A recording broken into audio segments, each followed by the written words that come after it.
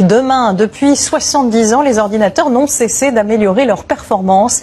Eh bien, ce n'est rien face à ce qui nous attend. Bonsoir Louis. Bonsoir Anne-Claire. L'ordinateur du futur, il s'appelle l'ordinateur quantique et il en est presque effrayant de puissance. Exactement. Alors on va commencer par revenir sur l'ordinateur actuel. Comment est-ce qu'il fonctionne? Alors je vous ai préparé une petite animation avec l'ordinateur d'aujourd'hui qu'on utilise tous. Alors vous savez qu'il utilise un code binaire, des 0, des 1, et puis il a comme ça des milliers de cases, et puis il enchaîne ces 0 et ces 1.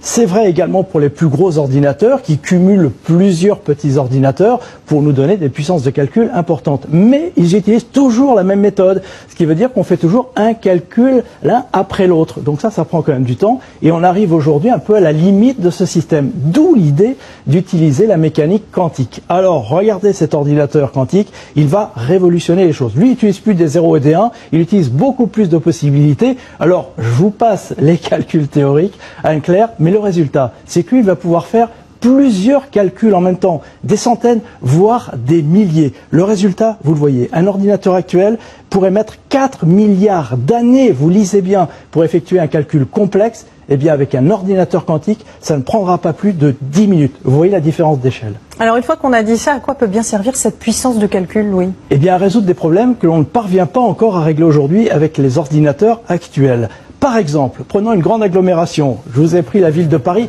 Bon, dans quelques années, elle a évolué. Mais regardez, vous allez trouver la Tour Eiffel, si vous cherchez bien, avec la voiture autonome et bientôt volante.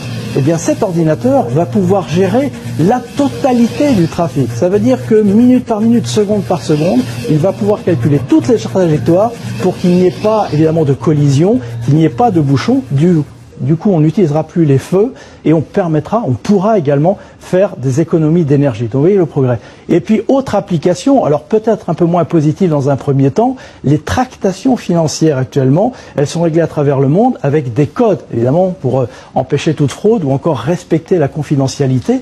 Et bien, avec un ordinateur quantique, tous ces codes vont voler. Votre carte bancaire, par exemple, son code pourra être totalement détruit ou en tout cas révélé en quelques secondes. Vous voyez qu'il faudra également, là aussi, adapter ces tractations internationales à ce nouveau codage. Et évidemment, c'est pas pour tout de suite. Il faudra attendre peut-être 10 ou 20 ans, même si les premiers prototypes arrivent. Mais on voit la puissance de calcul dont on disposera bientôt. Alors, pas au niveau des particuliers, mais vous voyez qu'il faudra quand même en faire un très bon usage. On va essayer de rester optimiste. Merci beaucoup, Louis.